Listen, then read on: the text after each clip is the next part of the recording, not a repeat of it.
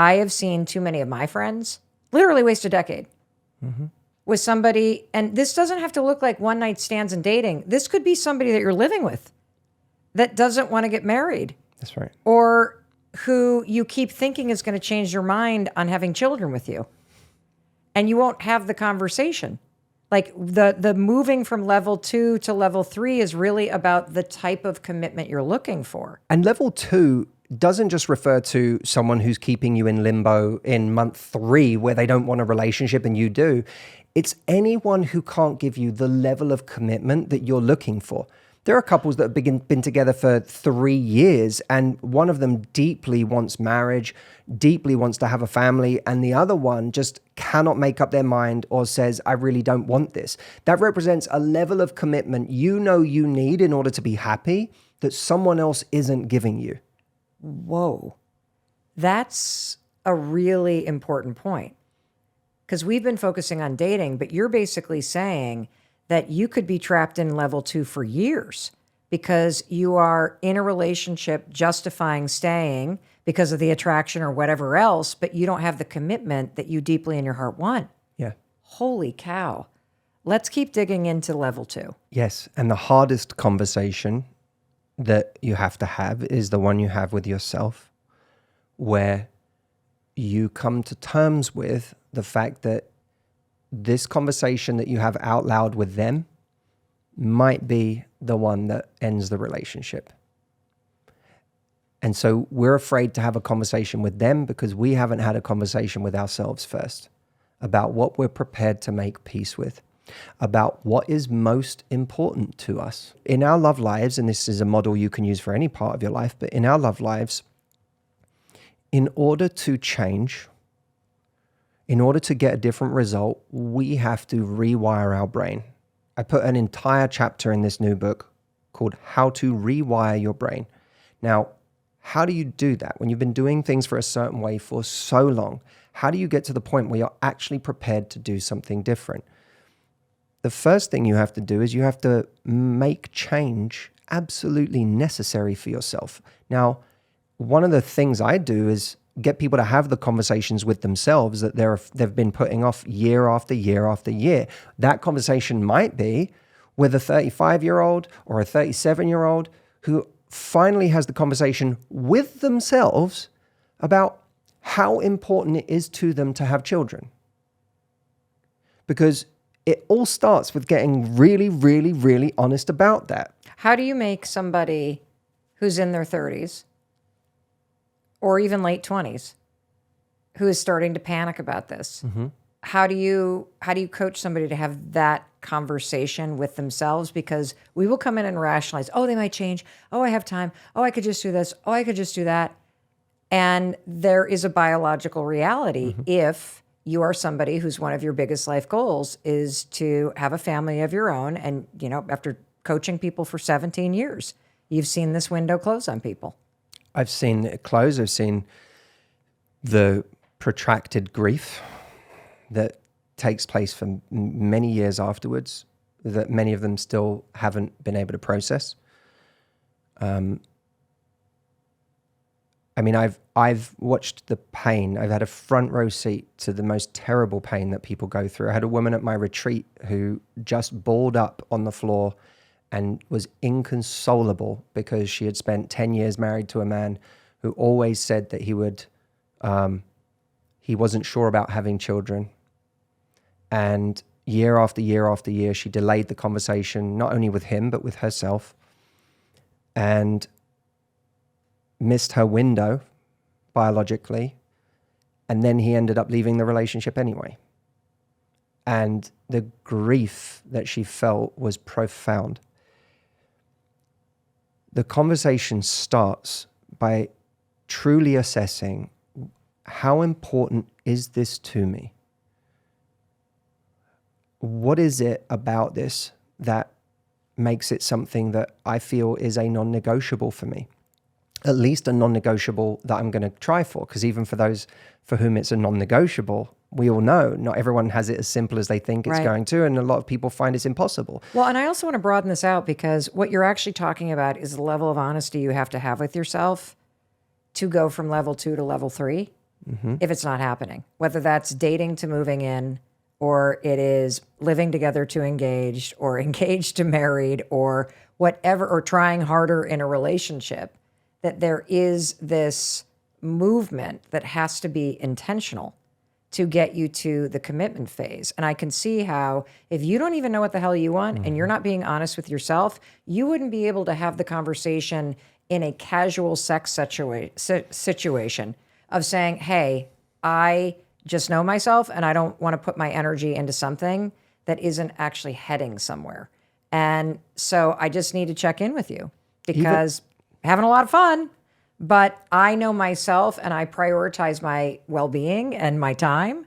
And I just need to do the gut check now. Even to have the conversation lightly and playfully, you need to have a very strong sense of what matters to you. Of the path that you're on in life. You have to. Otherwise, you'll never back it up. Anything you do will be a tactic. It won't be a standard. I think the mistake that a lot of us make is that we look at a person across from us and we think, even if this isn't up to my standards, I can fix this person, I can twist this person, we're not thinking this consciously, but if I can get close enough, I can change this. And that is a tactic that will backfire on you. Yes. You've seen it happen over and over again. The idea that if I get close enough and try hard enough that they're going to change is a non sequitur. What does that mean? That's a big word. It's a really dangerous assumption to make. I call it the one-day wager. I stake my life, my energy, my time, my most precious resources in the world, the ones I can't get back, on the idea that this person is one day going to suddenly change into all of the things I need them to become for me to be happy. The irony is people can change, but they change through hard conversations. And you also find out they can't change through hard conversations because you'll learn, even if they say they're going to do something, you'll learn whether there's progress or not. And if there's no progress, there's your answer. There's a great Jacob M. Broad quote that goes, consider how hard it is to change yourself, and you'll understand how foolish it is to think you can change someone else. Ooh, I wish I said that because that's a good one. It's so true. I want to eat well right now, Mel. Okay. I'm not eating well. Why not? Because we're on the road and there's so much good food in every city. And we have been doing a lot of broadcasting and I haven't been getting to the gym, and I'm not making excuses, but I kind of am as well. And it's just really, really, really been hard. And when I don't train, I eat badly. And when I eat badly, I then don't feel good. But then I'm in a cycle. And that's kind of the cycle I'm in and have been in for the last week. My relationship with food has been a really challenging one. I've been food's been an addiction for me since as long as I can remember. And it has been an extraordinarily difficult thing to fix. Very, very, very, very difficult. And I'm still working on it. It's an ongoing thing. And I want to change that. I'm motivated to change that. So and anyone who goes to therapy knows this. If you decided to go to therapy, that's an amazing step. Now all of the work is ahead of you. Right. Because you're going to see things you might want to change, and it's going to be really, really difficult to move the needle on those things. If it was easy, you would have done it already. So now take someone who's may not even accept that there's something that needs to be changed. Even if they think there's something that they could change to make the relationship better, they now have to be motivated to do it. And now they have to have the stomach and the resilience and the continued sustained effort to actually go ahead and make that change. That is an extraordinary assumption to make of someone that we are with. Now, can someone change? Yes. Have you had the conversation with them? Is there progress? Is the progress continuing? You're probably not even close to that level of understanding, because right now you're having the conversation about what's bothering you with your friends and not even with the person. It's true. I'm in level 2. I won't even have that conversation about level 3.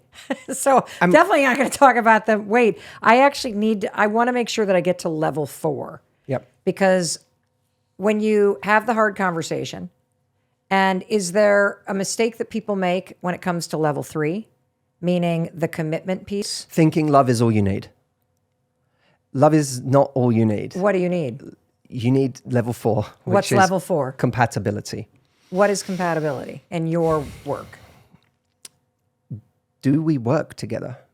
How do you know? Because a lot of people don't know. Like they want it to work together.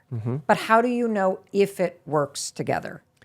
Well, I think the baseline is, can we get our fundamental needs met in this relationship? There are, I think, lots of luxury items in a relationship, but at the core, can I get my fundamental needs met?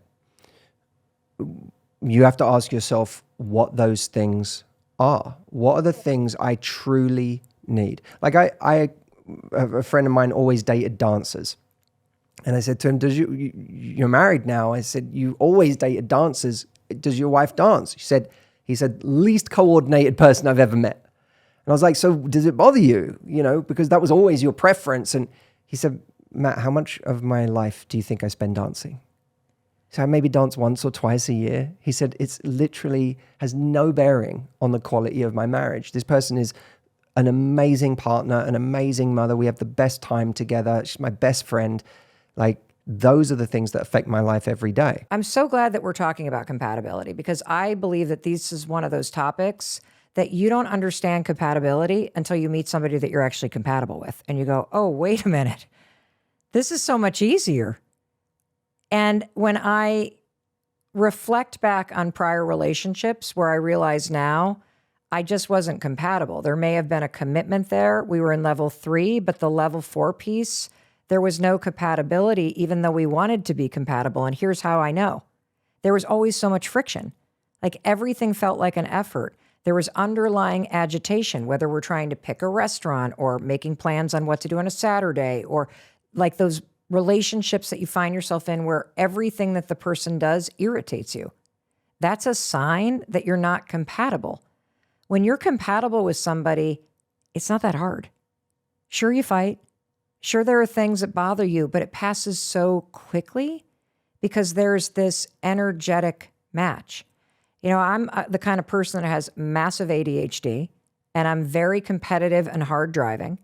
And the reason why I'm so compatible with my husband is probably because he is a very easygoing, very kind of person. And if I were with somebody that were more hard driving like me, we'd probably kill each other because there'd be a ton of friction around the energy with us. And so compatibility for me, Matt, really is when it just works.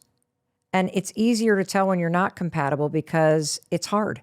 And you're always kind of upset with somebody or walking on eggshells, or you don't think like you can be yourself. And I guess the bottom line is that I knew when I met Chris, he was the one, because I realized, oh my God, I can be exactly who I am and exactly who I'm not. I don't have to pretend. I don't have to work hard to be somebody different to make this work. That is what is at the heart of compatibility, that you can be you. And when you find that, you'll know it, because it'll be easier than any other relationship you've had in the past because the energy matches. Love is not all you need. What do you need? I think the mistake that a lot of us make is that we look at a person across from us and we think, even if this isn't up to my standards, I can fix this person, I can twist this person, and that is a tactic that will backfire on you.